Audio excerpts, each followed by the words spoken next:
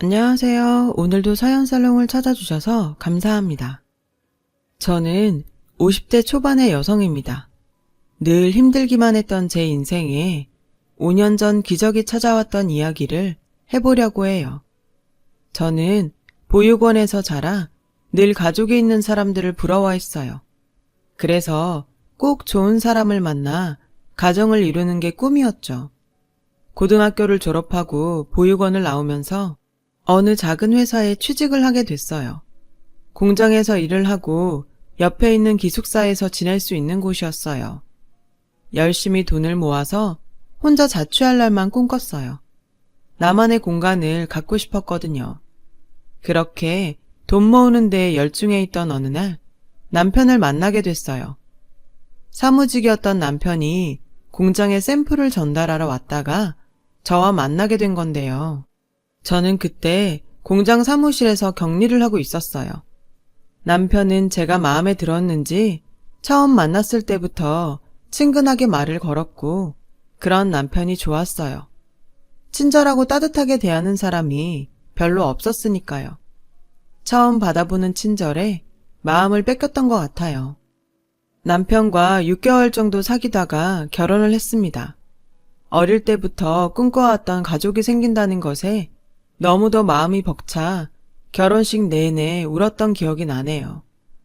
남편은 그런 저를 보며 결혼식 날 신부가 그렇게 울면 미운 딸 낳는다는데? 라며 놀리는 바람에 더 울었었네요. 시어머니는 말이 없고 무뚝뚝해 보이셨지만 고아인 저를 받아주신 것만도 감사해서 처음 뵀던 날 큰 절까지 올렸었죠. 그리고 누구보다 잘 살겠다고 약속했어요. 결혼 후 몇 년간은 별일 없이 잘 지냈어요. 두 아이가 태어났고 저는 애들을 키우랴 남편 뒷바라지하랴 매일매일 정신이 없어서 하루가 어떻게 가는지도 모르고 지냈어요. 그때 시어머니 댁에 반찬과 김장김치도 제가 다 했는데 지금 생각하면 그 많은 일을 어떻게 다 했나 엄두가 나질 않네요. 그런데 남편이 조금씩 변해갔어요. 원래 성품이 나왔다고 하는 게 더 맞을 것 같아요. 언젠가부터 남편은 월급을 제대로 갖다 주지 않았는데 알고 보니 시어머니가 월급을 달라고 했다는 거였어요. 제가 남편한테 어머님이 당신 월급 달라고 하셨다며 그래도 우리가 쓸 건 남기고 드려야지. 그렇게 다 갖다 드리면 애들은 어떡해. 우리 생활비는 어쩌고. 지금 당장 내일 장볼 돈도 없는데 미리 말을 해주던가. 라고 하자 남편은 버럭 화를 내며 아니 그동안 내가 갖다 준 돈 다 어쩌고 내일 장볼 돈도 없다고 그래? 그렇게 돈을 물쓰듯 낭비하니까 엄마가 돈을 달라고 하셨지. 당신 진짜 어쩌려고 돈 관리를 그따위로 하는 거야. 라는 거였어요. 저는 너무 황당하고 어이가 없어서 당신이 갖다 준 돈이 얼마나 된다고 그렇게 말해? 우리 생활비하고 적금 붓고 나면 빠듯해서 남는 것도 없어. 그건 당신이 제일 잘 알잖아. 그리고 내가 무슨 낭비를 해. 낭비할 돈도 없지만 난 몇 년째 옷도 안 사 입잖아. 그렇게 말하면 난 억울하지. 라고 했고 남편은 시끄러. 앞으로 엄마가 용돈 조금씩 보낸다니까 그걸로 쓰고 살아. 아우 진짜 내가 엄마 보기 창피해서. 라고 소리를 지르고는 집을 나가더군요. 시어머니는 제가 친정이 없다고 은근히 일도 많이 시키셨고 갑자기 불러서 저녁을 지어라. 친구들이 오니 밥상 차려라. 그러는 일도 많았지만 다 꾹 참고 시키는 대로 해왔어요. 그렇게 하는 게 집안에 분란도 안 생기고 나는 미움받아도 우리 애들은 사랑받을 거라고 믿었기 때문이었어요. 하지만 남편 월급을 가져가는 건 도저히 이해가 되지 않았어요. 어머니, 현수 아빠한테 들었는데 월급을 달라고 하셨다면서요. 그런데 그 돈은 제가 적금도 붓고 애들하고 생활도 해야 돼서요. 라고 하니 니네 쓸 돈은 준다고 성주가 얘기 안 했니? 그동안 보니까 네가 아주 씀씀이가 해프더라. 시장 가서 야채 같은 것도 쓸데없이 많이 사오고 내 식구 먹으면서 뭘 그렇게 많이 사는 거냐. 그래서 내가 가지고 있으면서 쓸 만큼만 주겠다고 했다.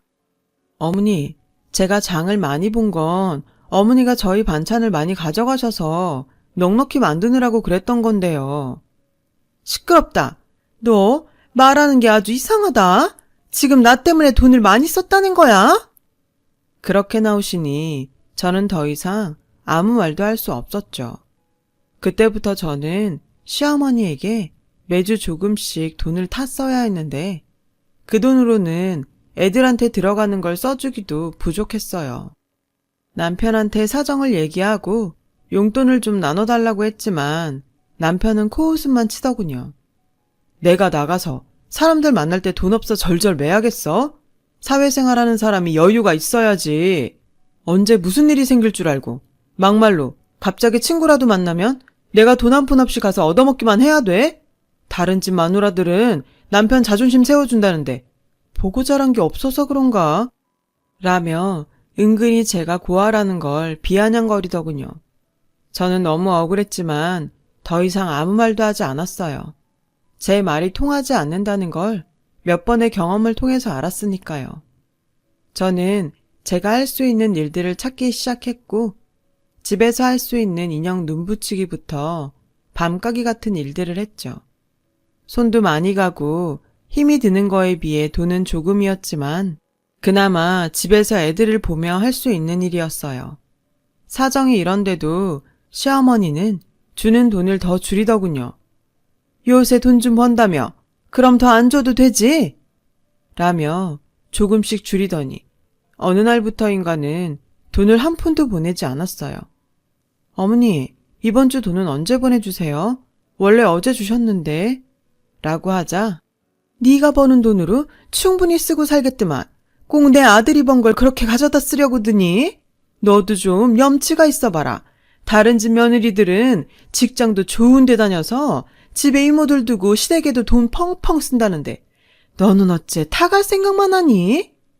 라며 오히려 핀잔을 하면서 내가 무슨 번듯한 사돈집이 있어서 어디다 자랑을 할 수 있기를 한가? 그렇다고 며느리 직업이 빵빵해서 덕을 볼 수 있기를 한가? 아휴, 정말 내 팔자야. 라고 들으라는 듯 신세한탄을 하시더군요. 저는 어머니한테 돈 만든 걸 포기해야 했어요. 그리고 애들을 어린이집에 두고 다닐 수 있는 일을 찾았고 보험 설계사를 시작하게 되었죠. 남편은 점점 집에도 잘 안 들어왔고 늦게 들어오는 날도 술에 취해 있을 때가 많았어요. 알고 보니 남편은 원래 도박에 빠져 있었더라고요. 그래서 한번 결혼을 했다가 한 달도 안 돼서 파혼을 했었다더군요. 나중에 공장에서 예전에 일하던 아줌마를 통해 듣게 됐죠. 하지만 저에게는 이미 남편 사이에 아들도 있었고 결혼 생활은 돌이킬 수 없는 노릇이었어요. 가족 없이 자란 저는 아이들도 그렇게 키우기 싫었어요. 그래서 그저 나만 참으면 된다는 마음으로 보험 일을 하면서 악착같이 아이들을 키웠어요. 다행히 아이들은 제 말이라면 자다가도 깨서 들을 만큼 착하게 잘 자라서 초등학교에서 공부도 곧잘 했어요. 그러던 어느 날 정말 저한테는 서러운 일이 터지고 말았죠.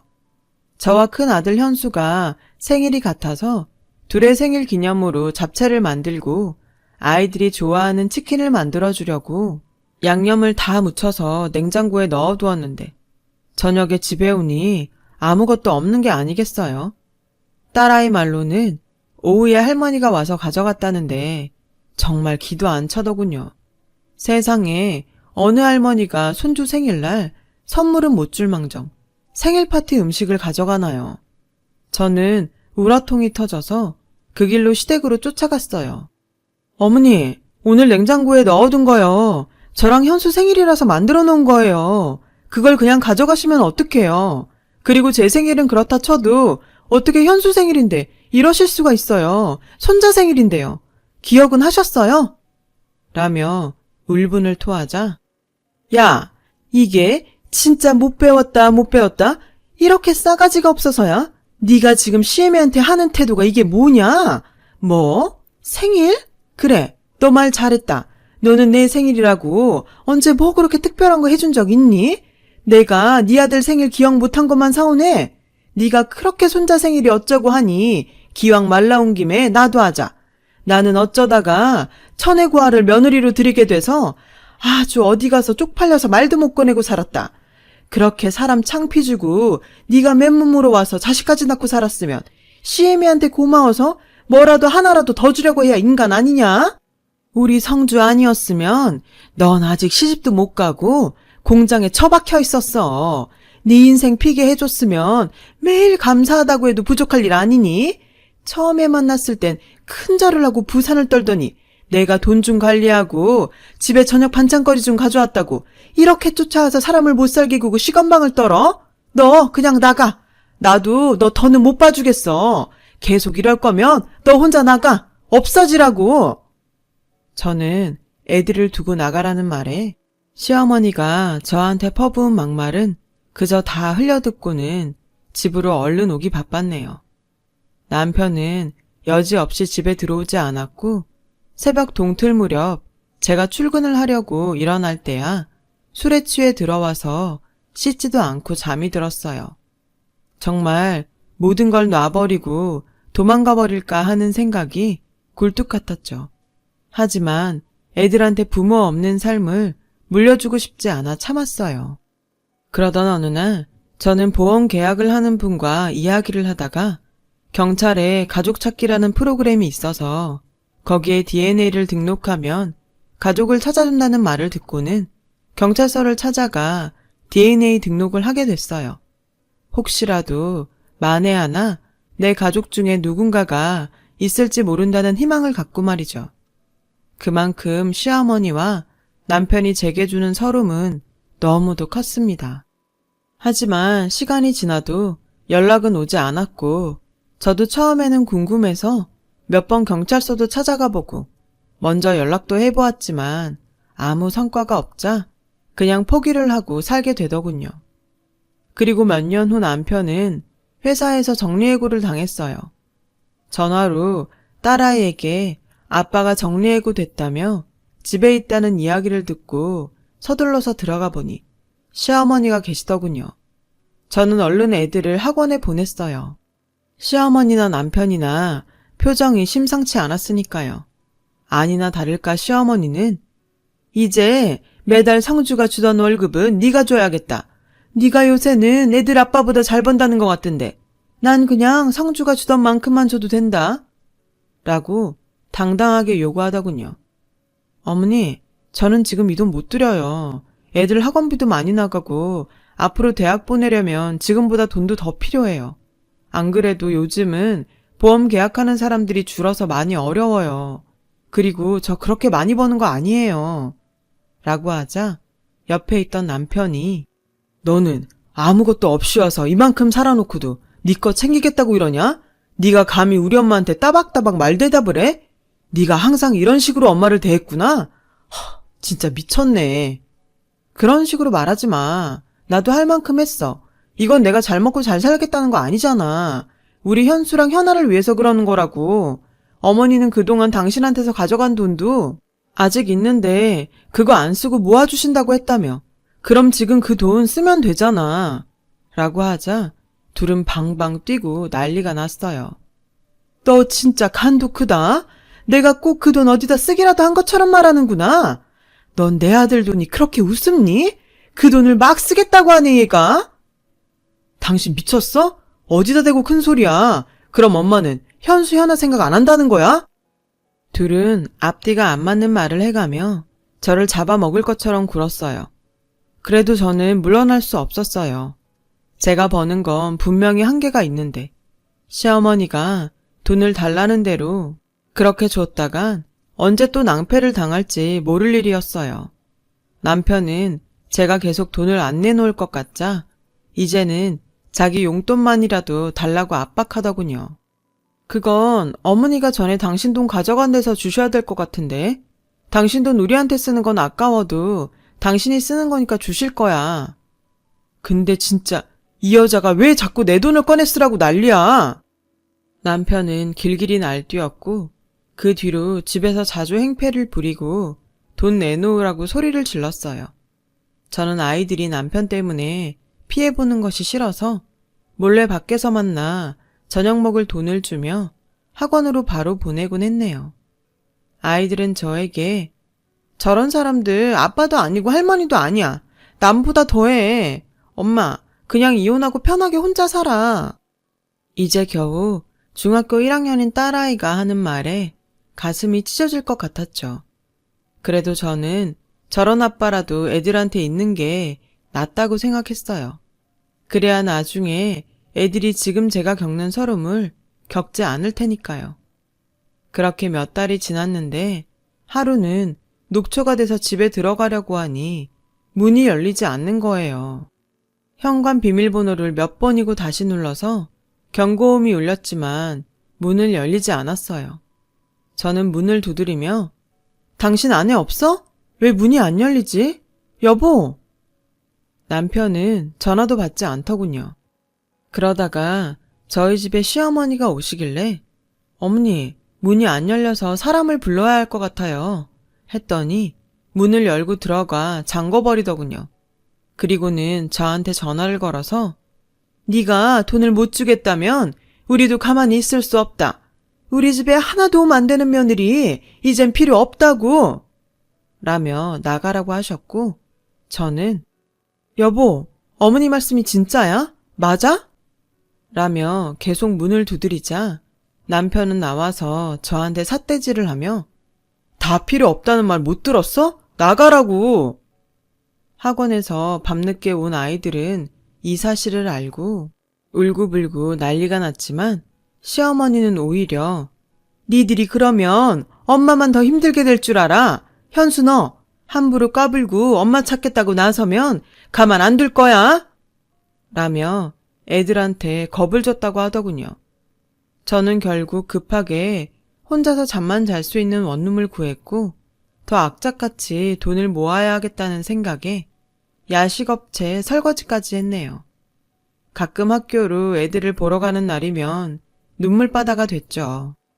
애들은 자꾸 저와 살겠다고 했지만 아직 그럴 형편은 아니었어요. 저는 그저 애들에게 조금만 더 참으라고 말할 수밖에 없었어요. 그러던 어느 날 저는 뜻밖의 전화를 받았습니다. 가족 찾기에 등록한 DNA와 일치하는 사람들이 나타났다는 거였어요. 너무 믿기질 않아 경찰서로 쫓아가니 지난주에 어떤 할아버지가 어렸을 때 잊어버린 딸을 찾고 싶다고 오셨는데 DNA 검사 결과 이유미 씨 가족인 걸로 밝혀졌습니다. 라는데 정말 입이 다물어지지 않았어요. 저는 그날 제 가족이라는 분들을 만났어요. 진짜 제가 맞아요? 거짓말 아니죠? 제 가족 맞죠? 정말이죠? 제가 몇 번이고 얘기하자 그분들은 저를 껴안으며 펑펑 우셨어요. 알고 보니 제가 3살 되던 해에 할머니가 어떤 무당한테 제가 집에 있으면 가세가 기운다는 말을 듣고 가족들 몰래 저를 보육원에 버리셨다는 거예요. 할머니는 저를 잃어버렸다고 거짓말하셨다가 돌아가시기 직전 사실대로 말씀하셨다고 하네요. 그러다가 제 어머니가 중병에 걸려서 돌아가시기 전 저를 꼭 보고 싶다고 하셔서 혹시나 하는 마음에 저를 찾게 되었다고요. 저만큼이나 가족들도 힘든 세월을 보냈겠구나 생각하니 눈물이 앞을 가렸어요. 그리고 제 이름은 이유미가 아닌 박혜선이라는 것도 알게 됐습니다. 저는 가족들에게 이끌려 어머니를 보러 병원으로 갔어요. 엄마, 혜선이요. 엄마가 그렇게 보고 싶어한 혜선이 왔어요. 오빠가 하는 말에 코에 호스를 꽂고 계시던 엄마는 애써 눈을 뜨시곤 앙상한 손을 뻗어 제 손을 잡으셨어요. 엄마, 엄마. 저는 다른 말이 나오지 않아서 그저 엄마라고만 하며 울었네요. 어머니는 병원에서 제 손을 잡아보시고는 며칠 뒤 세상을 떠나셨어요. 만나자마자 이별한 어머니지만 저는 어머니를 만난 게 너무 감사하기만 했죠. 아버지는 대기업에서 임원으로 계시다가 은퇴하셨고 오빠 부부는 대학 교수이고 남동생은 치과 의사였어요. 갑자기 생긴 제 가족들은 다들 너무 근사해 기가 죽더군요. 혜선아, 널 부끄럽게 생각하면 안 된다. 넌 네가 있던 환경에서 최선을 다해 살았고 그래서 우리를 다시 만났잖니. 나는 우리 딸이 아주 자랑스럽다. 라는 아버지 말에 눈시울이 붉어졌어요. 정말 내 아버지라서 이렇게 내 마음을 알아주나 싶은 생각도 들었죠. 아버지는 엄마와 단 둘이 살고 계셨는데 엄마를 보내고 혼자가 되셨으니 당분간 저와 같이 살고 싶다고 하셨어요. 저는 그게 너무 좋기도 했지만 애들이 걸렸어요. 그래서 일단 제 사정을 오빠한테 얘기했어요. 아버지한테 말하면 충격받으실까봐 걱정이 됐거든요. 오빠는 아버지한테 말해도 괜찮을 거라면서 같이 잘 말씀드리자고 했고, 제 처지를 들은 아버지는 화가 나셔서 그 자리에서 일어나 당장 아이들을 데리러 가자고 하셨어요. 저는 남동생이 운전하는 차를 타고 아버지는 오빠가 운전하는 차를 타고 그렇게 시댁 앞에 검은 세단차 2대를 몰고 갔어요. 제가 배를 누르자 시어머니는 저인 걸 확인하시고 막말부터 퍼부으셨어요. 네가 무슨 낯짝으로 여기까지 왔냐? 이제 돈 좀 내놓을 생각이 들어? 그러자 아버지가 큰 소리로 저희 손주들 데리러 왔습니다. 라고 하셨고 그 말에 시어머니와 남편이 어리둥절해서 나오더군요. 남편은 저와 제 식구들을 위아래로 훑고는 어디서 등골 빼먹을 영감이라도 구했어? 그래서 이렇게 와서 큰 소리 치는 거야? 내 자식들 그런 구질구질한 돈으로 키우게는 못하지.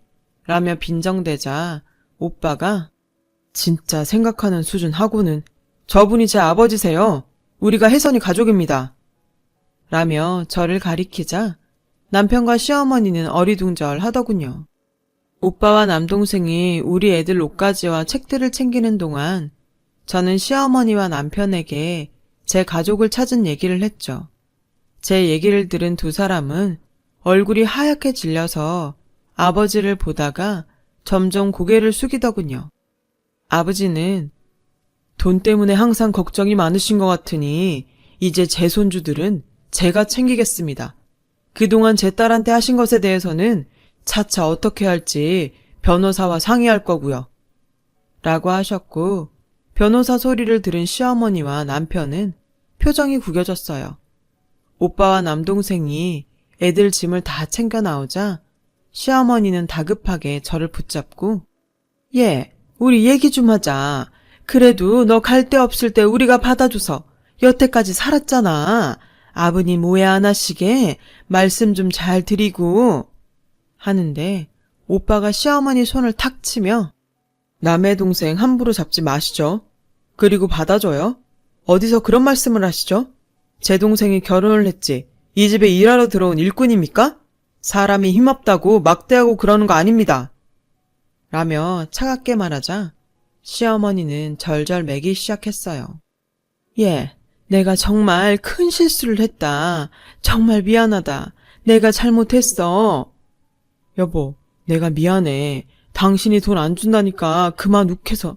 정말 내가 바보 같았어. 미안해. 저는 너무 기가 막혀서 돈을 안 준다고 해서? 당신이 어떻게 그런 말을 해? 난 당신이 번 돈 거의 만져보지도 못한 사람이야. 그런데 내가 아이들하고 먹고 살겠다고 한 돈을 안 준다고 사람을 그렇게 내쫓아? 그것도 일하고 들어오는 사람을? 나 이혼 소송할 거니까 그렇게 알고 있어. 저는 애들을 데리러 학교로 갔고 갑자기 외할아버지와 외삼촌이 생긴 아이들은 어안이 벙벙했지만 곧 너무 기뻐하며 좋아해줬어요. 그리고 시어머니와 남편은 몇 번이고 제게 연락을 하고 찾아오기도 했지만 만나지 않았어요. 한 번은 제가 오빠 부부와 백화점에 갔는데 어떻게 알고 시어머니가 저희를 쫓아오신 거예요. 그래서 오빠가 무슨 얘기할 건지 드러나 보겠다며 같이 백화점 커피숍으로 들어갔죠. 그랬더니 시어머니는 저희도 쟤하고 잘 지냈는데 아들이 회사를 그만두면서 문제가 생긴 거예요. 용돈을 안 주겠다고 하니 불화가 좀 있었고 저도 남들 다 받는 폐물이니 예단 못 받고 며느리 맞았는데 제 입장은 생각 안 하시고 무조건 안 좋게 보시니 억울하네요. 라며 눈물을 찍어내는 거였어요. 그러자 오빠는 좋습니다. 그 용돈이란 거에 폐물 예단해드리고 저희도 가정폭력과 협박으로 아드님 사돈분 정식으로 고소하겠습니다.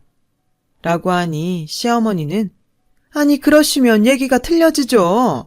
라며 언성을 높이려는데 오빠는 다 들리게 큰 소리로 지금 혜선이 이혼 변호사 만나고 있는데 애들 증언이 굉장하더군요. 하루가 멀다 하고 술 마시고 도박하고 집에 안 들어오는 아버지에 집에 있는 애들 간식까지 쓸어가고 돈 한 푼 안 보태면서 엄마를 부려먹는 할머니. 이 정도면 이혼 사유로 차고 넘친답니다. 그리고 집 현관 번호까지 바꾸고 못 들어오게 해서 1년 가까이 밖에서 살게 했죠. 이런 것도 다 죄가 될 수 있고 위자료 받아낼 수 있다고 하던데 저희는 그대로 다 진행할 겁니다. 그러니까 그렇게 알고 계세요. 억울하다는 시어머니 말에 기가 차서 저도 한마디 했어요. 어머님 집에는 최신형 에어컨에 제일 큰 냉장고까지 있고 부엌도 최신식으로 다 뜯어 고치셨던데요. 우리 애들 낡은 에어컨 안 돌아가서 더워서 힘들어할 때 언제 한번 들여다보기라도 하셨어요?